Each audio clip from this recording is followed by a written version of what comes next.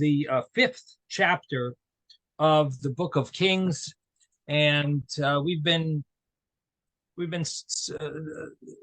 learning about the relationship that Shlomo HaMelech had with a king by the name of Hiram. Hiram was the king of Tsar and Sidon, and he was a close friend of David, of Shlomo's father, David. And Hiram was very happy to know that David's son was such a special individual, and he was happy to keep up his pleasant relationship, his relationship that he cherished with David HaMelech. He was very happy that his relationship he would be happy to continue it with David HaMelech's son, with Shlomo. And so he congratulates Shlomo HaMelech, and he offers Shlomo HaMelech if there's anything that he could do for him. Shlomo HaMelech said that he would like to have some help with regard to getting cedar wood and cypress wood, and Hiram offered to help him. So Hiram was the king of Tsar and Sidon. If you think of Israel and the Mediterranean Sea, which is on the west side of Israel, if you go up north, so above Israel, on the northern side, it's basically, or it was, like mountainous areas, or foresty areas, I should say, and there were lots of trees, a huge amount of trees, and the term in the Tanakh is called Levanon, which literally could be translated as Lebanon, but it basically refers to these forests that had numerous trees, and the plan was for Hiram to have his professionals who knew how to carve out these trees, how to carve them, and I guess there was a specialty there, cutting them down. They were very good trees, and it was something that David HaMelech wanted to honor the Beis HaMikdash with these special trees, and they also had the abundance of the numbers, huge amounts, and Hiram agreed to it. He said he would like David HaMelech to provide for his to provide some grain for him, because it seems like there wasn't enough grain in those countries. So Shlomo HaMelech agreed. He offered him the grain. In fact, he gave him abundance of it, because Hiram only wanted bread for his household, and David HaMelech gave him like 10 times as much that he asked for. So this was a very nice relationship that they had, Hiram and Shlomo HaMelech, and this was what we were reading during the beginning part of chapter 5. And it's interesting that it mentions Shlomo HaMelech's wisdom again. It like jumps to and Hashem gave wisdom to Shlomo. Like we knew about the wisdom Hashem gave Shlomo before. In verse 26, it like jumps and says it again. Hashem gave wisdom to Shlomo as he spoke to him, and there was peace between Hiram and Shlomo. So one of the commentaries picks up on this. He says the reason why he mentions that is that because Shlomo HaMelech had such wisdom, it encouraged Hiram to want to strengthen his relationship with Shlomo, and so it helped cause that Hiram would help out over here. Now we also mentioned that Shlomo HaMelech, he imposed a levy upon the people, a draft that he sent people shifts. We spoke about it was 1 month they worked, 2 months they returned home. So shifts to help out with these with cutting down the trees and I guess there had to be certain measurements and so on. So this was the story that Shlomo HaMelech's people also helped out. It's not so clear exactly to what extent. We know there was some exchange between Hiram and David and Shlomo HaMelech, that Hiram said, I don't need your people to really help me. My people can do it all myself. And Shlomo wanted, it seems, that he should also be involved, that his people should also be helping out. And at least that's one way of understanding it. The other way of understanding it is that Shlomo HaMelech sent his people to cut down the trees that were in the Israel side of this forest. And Hiram was cutting down the trees that were on the Lebanon or the Syria side of this forest. So the Tsar, I should say, in those days it was called Tsar. That was the country that it was Tsar, the Tsar side of this forest. And so that's another way of understanding it. But in any event, there were Jews that were working, and there were people from the Hiram country, from the Hiram kingdom, that were helping out, bringing these huge amounts of wood and from this area, and they were sending them down the Mediterranean Sea in rafts. That was basically the plan. They would send them down in rafts, a lot easier than carrying them with I guess horse and buggy or other methods. So that's really where we got up to about the person in charge of the draft was Adoniram al Hamas. He was on top of the levy on this, in charge of bringing making sure that it's the tax. The Hebrew word is mas, which literally means tax, but it was seemingly the tax of humans. In other words, a levy of that imposed upon the workers. The other option could be that it was a amount that in charge of the money that they paid the workers. So he could have been in charge of collecting the tax to pay the workers, which is also a possibility, and that's the way Rashi learns it. Now, the Metzudas learns it the other way, that it was he was in charge of enforcing the draft. Okay, so we're up to verse 29. Verse 29 tells us an interesting thing about the workers who carried the stones from the mountains, and those that also hewed the stones from the mountains. So it says Shlomo had 70,000 who carried burdens and 80,000 who hewed in the mountain. So now we're talking about the stones. Before we're talking about the wood. Now we're talking about stones, and it comes out that there was 150,000 workers here. Now, these 150,000 workers, who were they? So Rashi tells us over here that these were Gerim Gerurim. These were converts, but they weren't regular converts. They were somehow converted without the official stamp, meaning they were not really supposed to be converted when they went through their Gior process.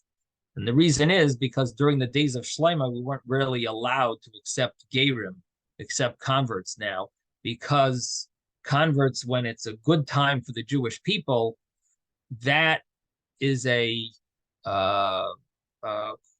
reason that maybe the convert is not sincere, because they might be converting because Jewish people are having it good, So, like, for example, if someone would convert after like a real tragedy, and they convert to Judaism, that type of convert, we generally can believe they're really sincere because, look, the Jews are getting persecuted, and yet this person still wants to convert. He probably has a very sincere reason why he's converting, unless he's a terrorist or something who's pretending and wants to mix in. So that you have to be careful from. But other than that, if he's serious about his conversion, it would seem that he's very sincere, because even though the Jews are persecuted, he's still joining them. And the problem in the time of Shlomo was that the Jewish people had such wealth and such success and such honor and respect from all the nations. So who didn't want to convert? Everyone would have liked to. I mean, many people would have wanted to convert at that time, but that type of conversion is not a sincere conversion. It's a ulterior motive conversion. And because of that, there were many people who tried to convert, and they would come up with like maybe a unofficial court that would go through a conversion process, and we weren't so convinced about those people. It was questionable about their conversions. And that's these people. What did Shlomo HaMelech do with all these people? There were a lot of people that were in this gray area. We weren't sure if they really, their conversion is acceptable or not. So what he did was he made them into his stone hewers, and stone carriers, and they were the ones who had to carry the stones. That's what David HaMelech did with. That's what Shlomo HaMelech did with them. And these are the 150,000 people that helped with regard to these stones. And we'll soon see the size of these stones were crazy large, and the amount you needed a lot of manpower. Yes, Yisrael. Just quickly, this a similar issue of conversion applied to the wives that Shlomo imported, so to speak. Would it be fair to assume that the standards of conversion, quote unquote, would have been similar? Well, maybe, yeah. It seems like, I mean, seemed like there was like two groups. There were groups that refused rabbis refused all conversions, and then there were some, I guess, rabbis, unofficial rabbis, that seemed to have been, making it work. Now, even Shlomo HaMelech could be that he didn't accept the regular converts, but when it came to connecting with other nations, that he felt he's doing a very important mission by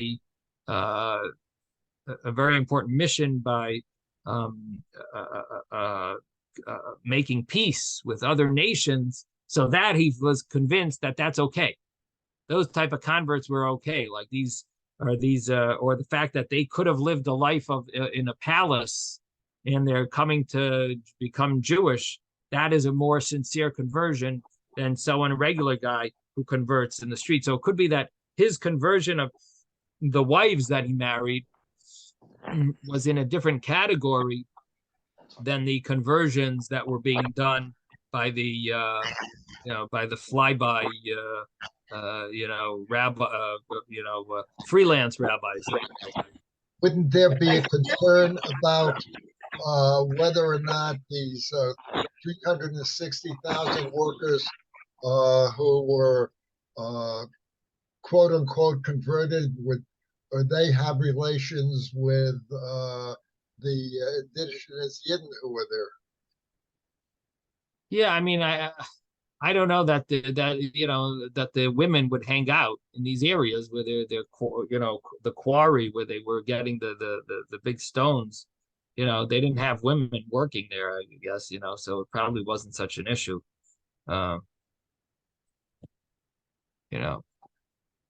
That's what it would seem. But it's not like we find such a challenge. Okay, so yes, Panina. Yes, I've been. It's already several weeks I've waited to ask about this. Oh, The relationship with the Queen of Sheba, um, was she one of those who was converted? And if converted, what was the story? I understand that, the Amharic speaking group in Ethiopia, who unfortunately suffered some genocide at the hands of the current WHO director, Abraeus. The Queen of Sheba, was she converted, or was she among those who Solomon married when was she converted when that happened, or what was the story with that? so you got to really wait until we get up to the the story of the Queen of Sheba, chapter 10.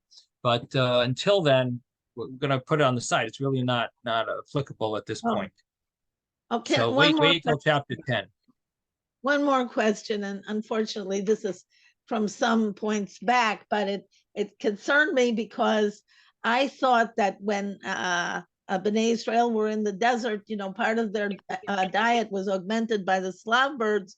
But I think maybe you or one of the other Rebbeim had said that yes, people did die, some of them when they ate the Slav birds.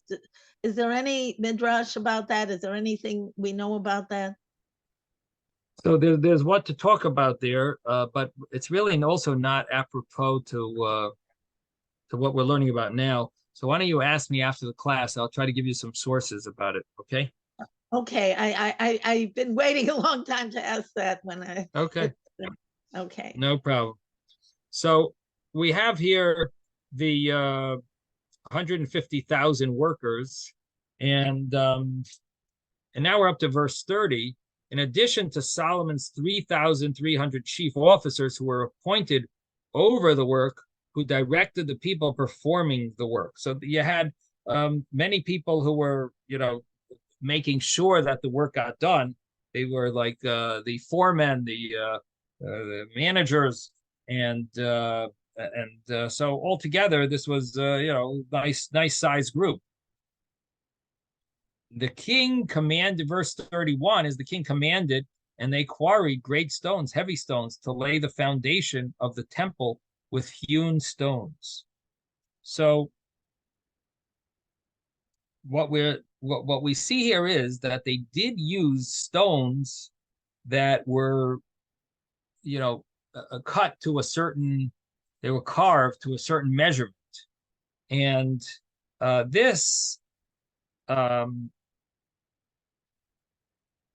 the Talmud discusses and goes through the method, how they actually did it, because we know that they weren't allowed to hear any of the hammers or chisels at the location of the Beis Hamikdash, the temple site, and that's a verse in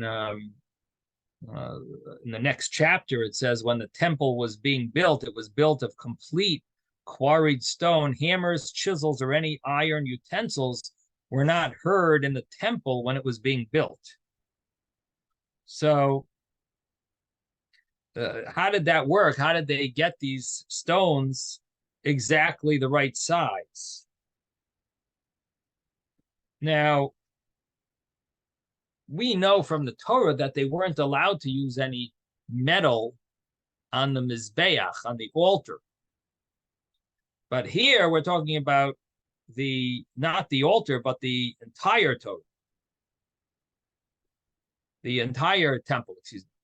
Now, with the altar, we know the altar is meant to atone. It's meant to, you shouldn't have metal that limits the life of man being put on the altar, which is meant to lengthen, prolong the man's life. And so it wouldn't be fit to have the metal used against the altar. Now, here we are dealing with the Beis Hamikdash, the temple. And so in the temple, how did they get the stones for the temple? No, it's not the specific altar, but the general foundation of the temple. And the simple understanding is, well, they just cut it not in the place where the Beis Hamikdash was. They at the quarry, that's where they carved it to the right size. But then there's the other answer of the Talmud, and that is that they used what's called the shamir. The shamir was a special type of insect that, like a worm, that somehow has the ability to cut through stone. And it's a whole story of the Medrash, how exactly Shlomo was able to get this shamir worm and be able to use it for the cutting of the stones for the Beis Hamikdash. So the Medrash mentions, it says that Shlomo HaMelech was trying to figure it out, and he asked the sages, the rabbis. The rabbis said that you need to get the shamir. It's a tiny worm, the size of a grain of barley, and it splits rocks. As it goes over them, it's able to split them. So Moshe used it to cut the stones of the choshen, which is the breastplate. He also used it to cut the ephod stones on the shoulder pads. And basically, you need to get that shamir. So Shlomo said, so where do I find it? So the rabbi said, we don't know, but we think that the demons would know where it is. So Rabbi? Shlomo says, yes. There is a type of ant which is known to cut through stone that emits from a part of its head formic acid. And this is what dissolves the stone. This exists in our world today. Do the Masons use it? That I don't know, but I do know that it does do that. And well, actually, it presents more of a problem at certain foundations because, you know, sometimes it creates rubble out of cement. The formic acid dissolves stone, certain types of stone anyway. Very interesting. In any event, I'm not sure how to answer that. I don't know, but this was a shamir, which is a miraculous. It seems like there's only one of them, and it was one of the 10 things Hashem created before. It's called Bein Hashmashos, the Friday afternoon before dark. One of them was the shamir, one of those 10 things, and they were only used at specific times. So I'm not sure how usable what the worm that you're taught, or the creature that you're referring to. Maybe it's not so. Ant. Yeah, what is it? An ant? Yeah, it's a type of ant. Yes. Yeah, so I don't know how successful it is. You know what I mean? Like maybe you can get something to cut through little things. Maybe I have no idea. I don't know. I can't really answer that. We'd have to do more research on it. In any event, so Shlomo wanted to get from the demons. He wanted to get this shamir, and the problem is demons are dangerous. They can harm people. So Shlomo HaMelech summoned a male and female demon to his palace. And he said, where is the shamir? So the demons told him, these two demons, they told him that we don't know, but ask our leader, our king, his name is Ashmedai. So Shlomo said, okay, but where do I find Ashmedai? So they told him at a certain mountain, you can find Ashmedai, and you'll find out where the shamir is. So problem was, it's very hard to catch Ashmedai, and you need to be really tricky and cunning to be able to get this Ashmedai demon, the king of demons. So basically, Shlomo HaMelech sent Benayahu ben Yehoyada, who was this great scholar and one of his main officers, and he said, he called him in and he said, listen, here is a special chain. It has Hashem's name engraved in it.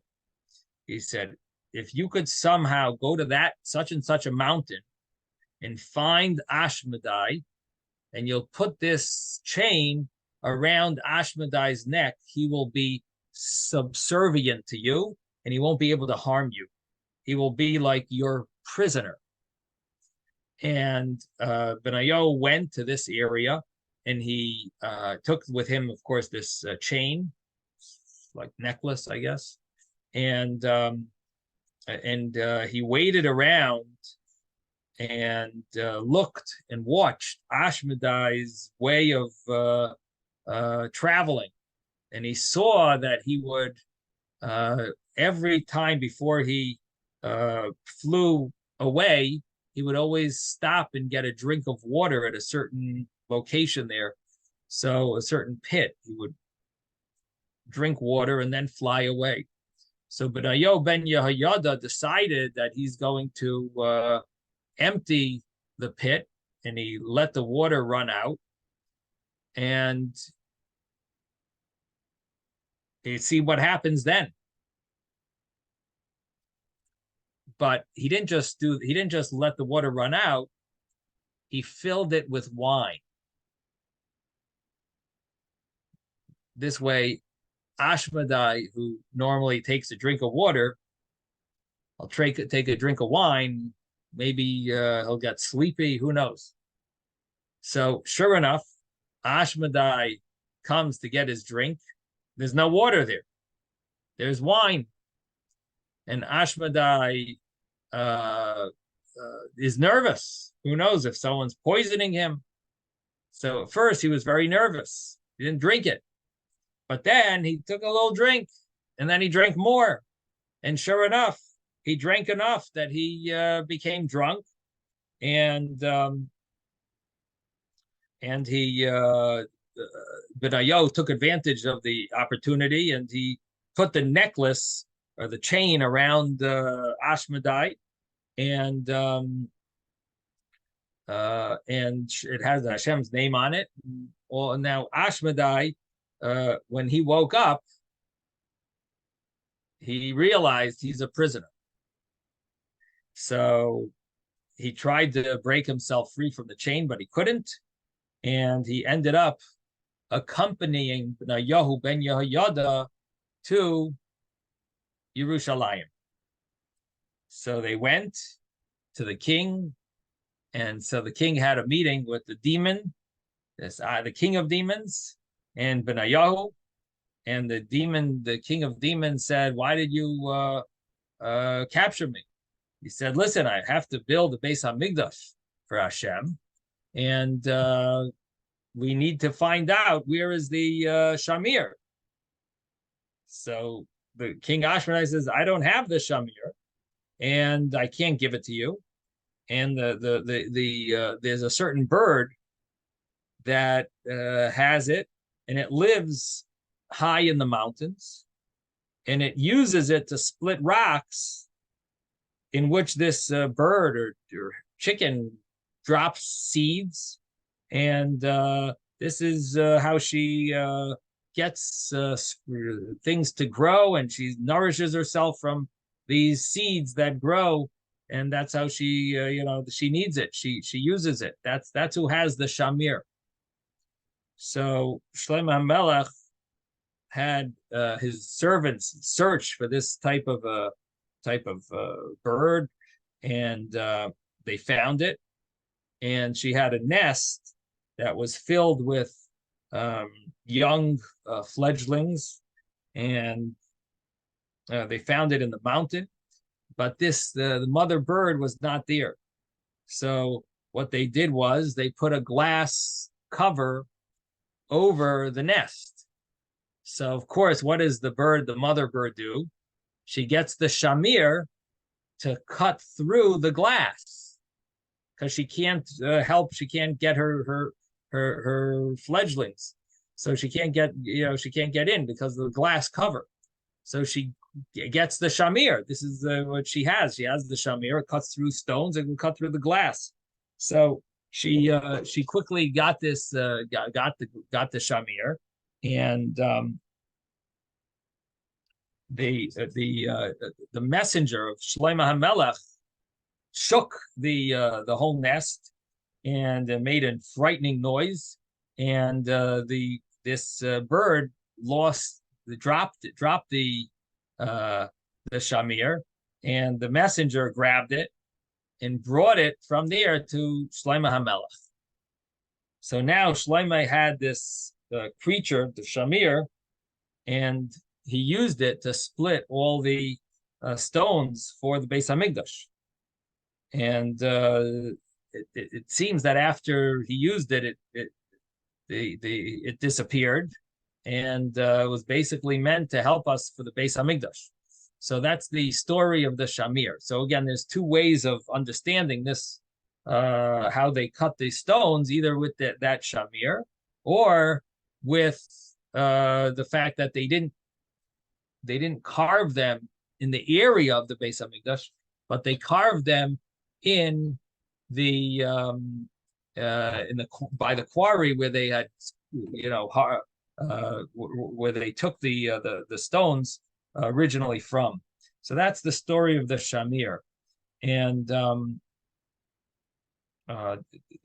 it says in verse 31 that they were great heavy stones, and it's brought down that these stones were, they were huge. If you've ever gone to the Beis Hamikdash, to the Western Wall, you see some of those stones there, that they're enormous, and it's just miraculous how they ever were able to bring them there. And if you go on like the tunnel tours, you get really a nice view of they have like under the area where under the area where people daven by the Western Wall, they've made like a few lower levels where you see the foundation stones, and they're enormous. They're incredibly huge. Now, the verse mentions that. So we'll see actually in chapter 7. It'll talk about the exact size. But just mentioning that, here it says avonim gedolos, they're very large, and avonim yikaris, very heavy.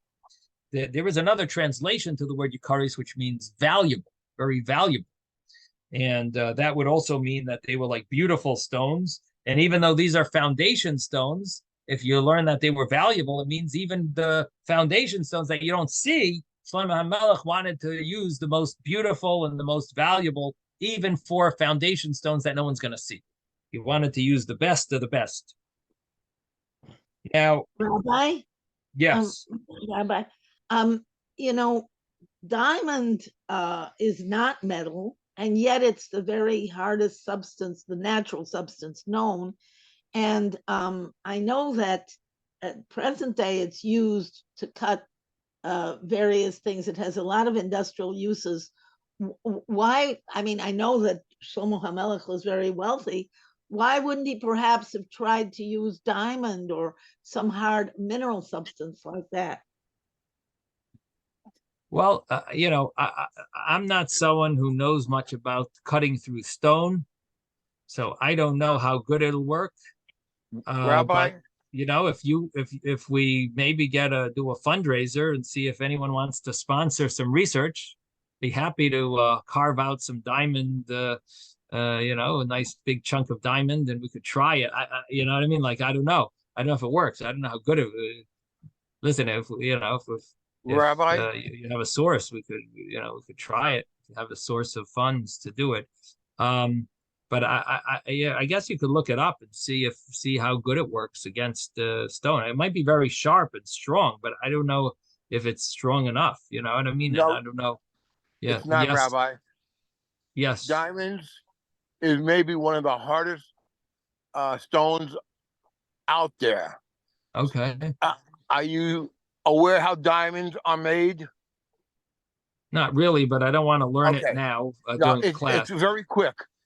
It is compressed for a thousand years under enormous pressure and steam. Okay. That's how diamonds are made without going into it in greater detail.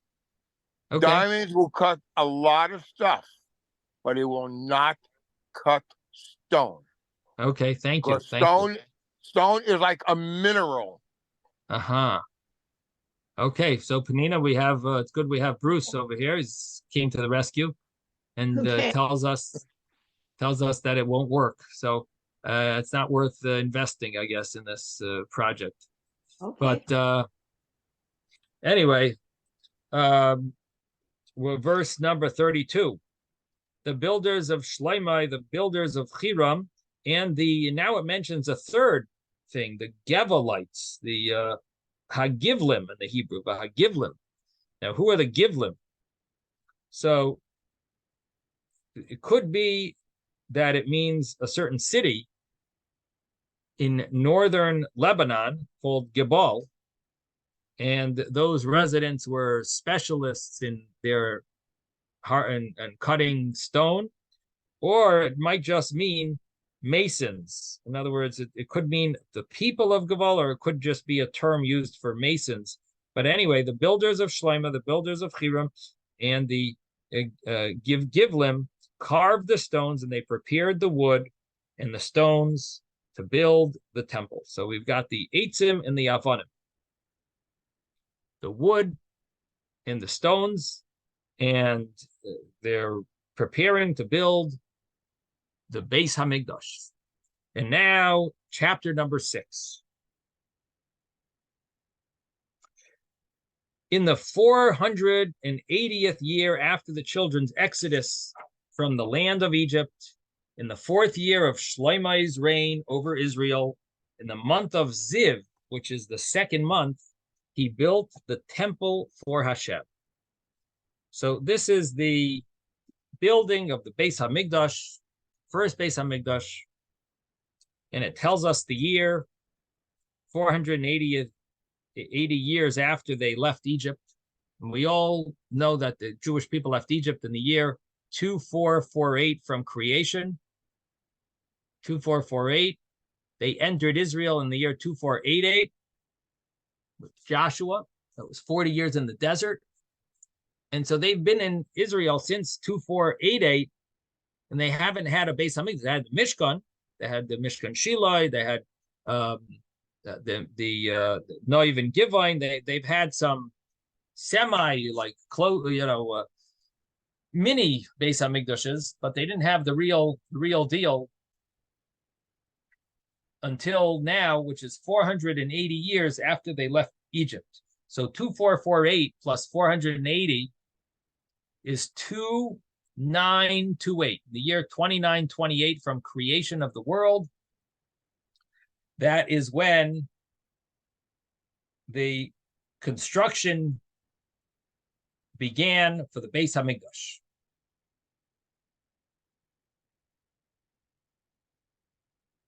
So Shlomo HaMelech had been king now for 4 years, 4th year of Shlomo's reign, and he's finally ready. You know, he sort of like established his kingdom, and he's ready to build the Beis Hamikdash.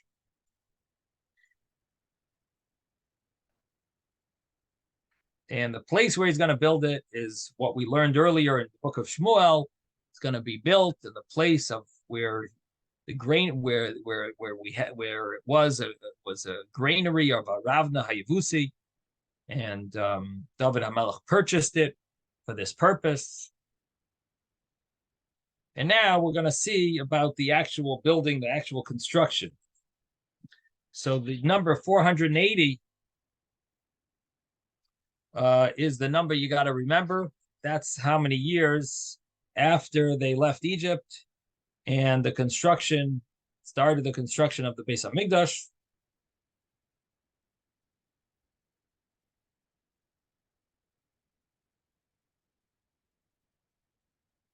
Now, it's interesting that if you add 480 years to this construction, 2928 plus 480, guess what you get? The second Beis Hamikdash construction. So 480 is a good number to remember because the Beis Hamikdash lasted 410 years and there was 70 years of exile. So that equals 480.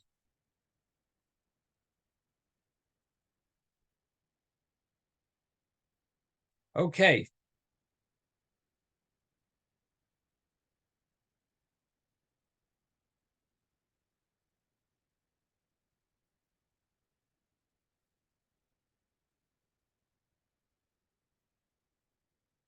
So it's in the fourth year of Shlomo HaMelech's of his reign, and it says it's in the month of Ziv. What is the month of Ziv? Ziv means a shine, brilliance, splendor. And so it's called this month because it's a pleasant month, the second month after Nisan. Nisan is the first month, the month of Exodus from Egypt. And the second month is called the month of Ziv because it was the month where the trees have a certain shine to them because they blossom. And Shlomo chose this month because the rainy season was over. So from the morning session, we're learning all about the rainy season. So this is the rainy season is over, and Shlomo HaMelech chose this to be the good month to begin. Now, verse number 2, the temple King Solomon built for Hashem, 60 cubits was its length, 20 cubits was its width, and 30 cubits was its height. So we have to compare this temple to the tabernacle, because we all know in the Chumash it talks about the exact measurements of the tabernacle. So it turns out that this temple, the Beis Hamikdash, was it was similar, but it was obviously larger. Well, how big was the tabernacle? Tabernacle was 10 cubits wide and 30 cubits long. The tabernacle included the Holy of Holies and the Holies. So it was 10 cubits wide, 30 cubits long. The Beis Hamikdash here, we see, how long was it? 60 cubits. So instead of 30, it's 60, so it's double. Instead of 10 cubits wide, it's 20 cubits wide. Now, how high was the tabernacle? Tabernacle was 10 amos high. It was 10 cubits high. Cubit is approximately 2 feet, maybe 1.5 feet, different opinions to what the exact size of a cubit is. But what we're seeing here is that the Beis Hamikdash that Shlomo built in width and length was double. It was double the width and double the length, which basically means 4 times as much, because once you double the width and you double the length, it's not just double, it's quadruple, really. But then you have the height. Now, the height was 3 times as much, because the height of the tabernacle was 10 cubits, and the height of the Beis Hamikdash is 30 cubits. So we see in width and length, it was double, and in the height, it was triple. Now, if you think about it, there was a Holy of Holies. Now, in the tabernacle, the Holy of Holies took up 10 cubits by 10 cubits by 10 cubits, right? It was 10 cubits wide, 10 cubits long, 10 cubits high. In the Beis Hamikdash that we're learning now, the Holy of Holies was not 10 cubits wide, it was 20 cubits wide, and it was 20 cubits long, not 10 cubits long. And then height seemingly be the 30 cubits as well. So it was double the width, double the length, and triple the height. And then it mentions here the hall in front of the sanctuary. And this was a new idea. In other words, we don't find this part of the tabernacle. It's sort of like a separate building than the actual temple, but it was in front of the temple. The ulam al panei heichal habayis, the hall in front of the sanctuary, in front of the temple. It was in the east side in front of the temple.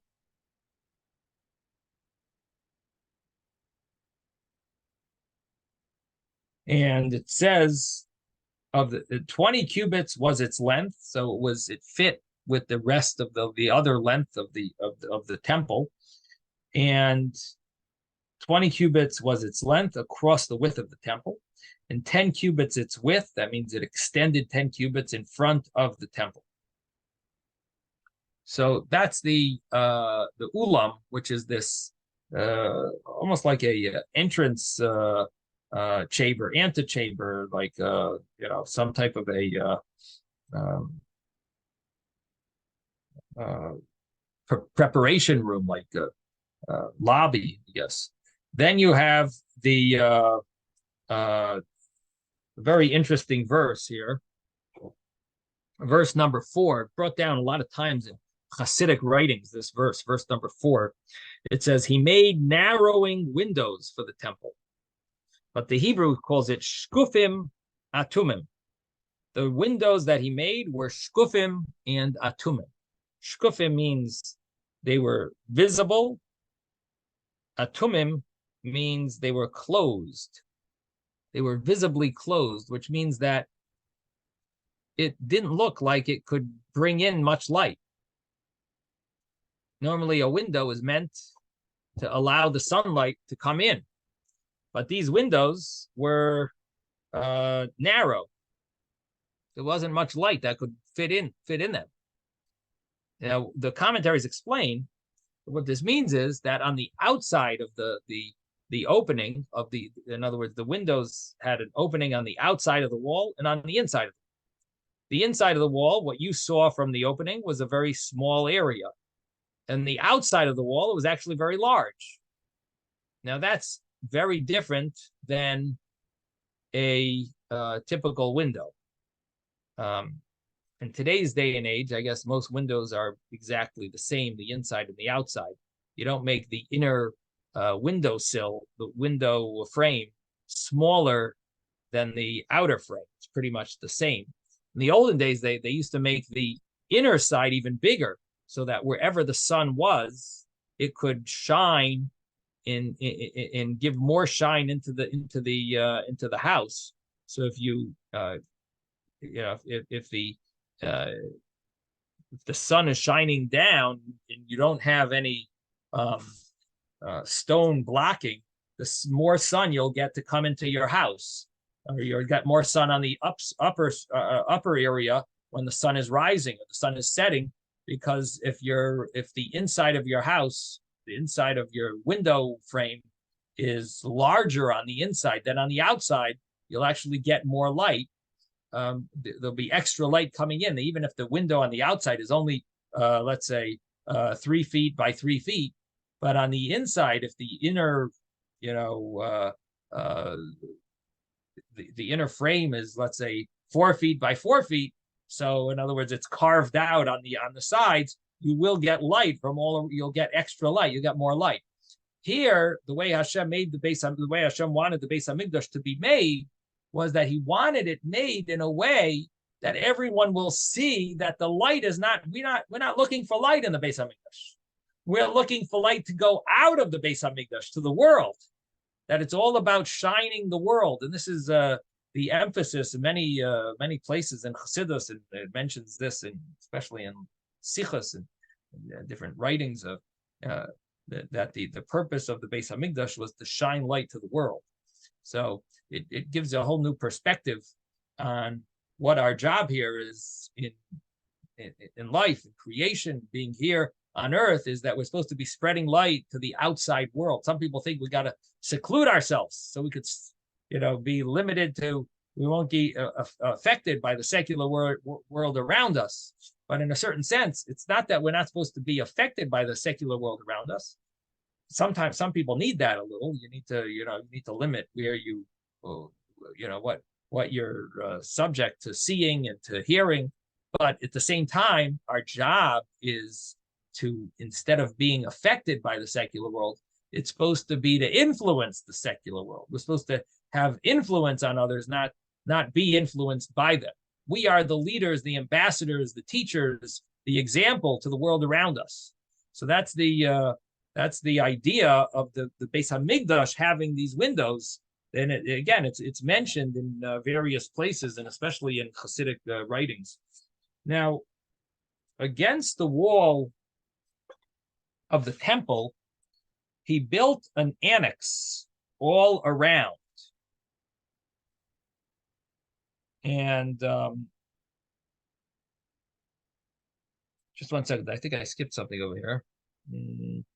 The whole of the front of the sanctuary of the temple, 20 cubits was length, the width, 10 cubits its width in front of the temple. Oh, I know what I skipped. I skipped what it says in the book of Chronicles. In the book of Chronicles, it seems to mention a much higher height. It says over there that it was 120 cubits, which is 120 cubits is like 240 feet. That's like a huge building. So the understanding is that it's not a contradiction. Here, we're just talking about the bottom floor. But there in the book of Chronicles, Divrei Hayamim Beis, in the book of Chronicles, it mentions in the book of Chronicles, it mentions they had more floors above it that were not on the first. They weren't the first story. They were upper stories.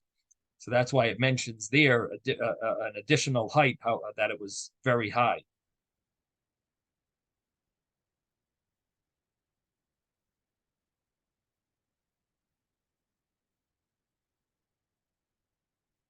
Now, what is a little vague is it mentions there the hall was that high. Does that mean the entire Beis Hamikdash was that high as well? That it doesn't say over there. It's unclear. It could be only the Ulam was that high. Only this hall that was leading up to the Beis Hamikdash was that high. Not necessarily was the Beis Hamikdash also had additional stories.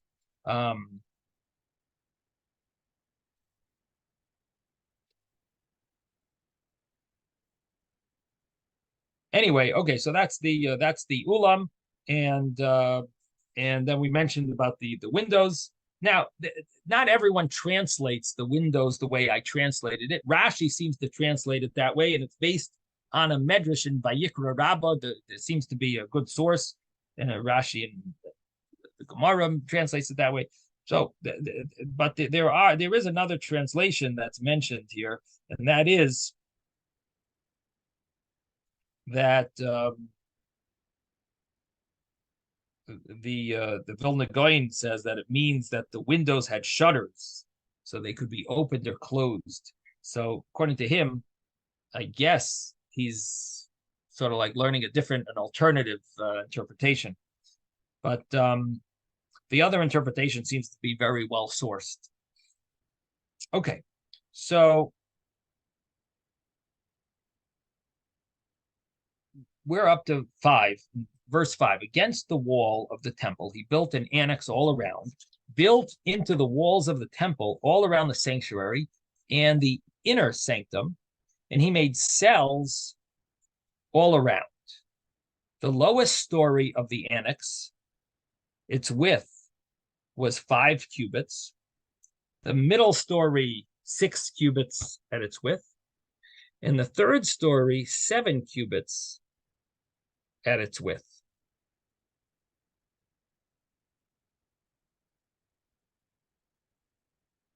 For he had provided recesses around the outside of the wall of the temple in order not to penetrate the walls of the temple.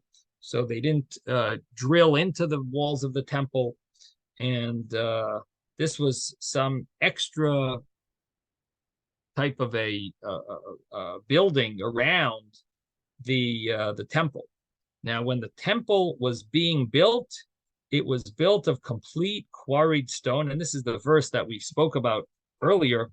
Hammers, chisels, or any iron utensils were not heard in the temple when it was being built, and that was the two ways of understanding how they cut the stones, either not in that area, but they cut it somewhere else.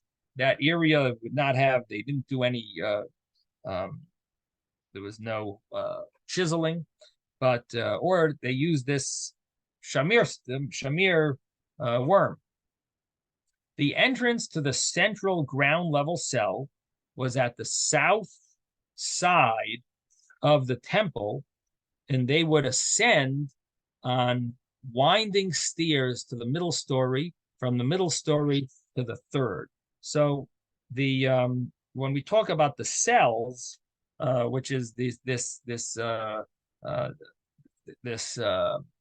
annex that they added, that they added around it, there was a way to, the way that they got in was on the central, the ground floor, and the south side, there was an entrance, and that was basically the only entrance into the into this annex, and it didn't have another entrance that would go from the annex into the Beis Hamikdash. Basically, it was like its own entity. Now, the verse number 9, he built the temple and completed it. He made the temple ceiling of decorative wood panels under cedar planks. So verse number 9 is basically talking about he built the walls and then built the ceiling. And the ceiling, of course, had this, was visible from the inside. It was made from these cypress panels. And on top of the cypress panels were these cedar planks. And the cedar planks were more, I guess, they were more protection. And the cypress, I guess, was more beautiful. Now, one of the commentaries says an interesting thing. He says that the reason why it had these different layers was because it was similar to the tabernacle. Tabernacle had different coverings on top. So he says the Beis Hamikdash also had to have these different layers because it was similar to the Mishkan, to the tabernacle. So that would be that's one of the points that mentioned in one of the commentaries. Now we're going to stop here. So to be continued. Sei gesund, everyone. Have a wonderful evening. Thank Take you, care. Rabbi. Bye Okay. all. Rabbi. Rabbi? Yeah. I wanted to ask you Oh. again about the sources regarding the Slav birds. If you had said that some of them died from eating it, and I want to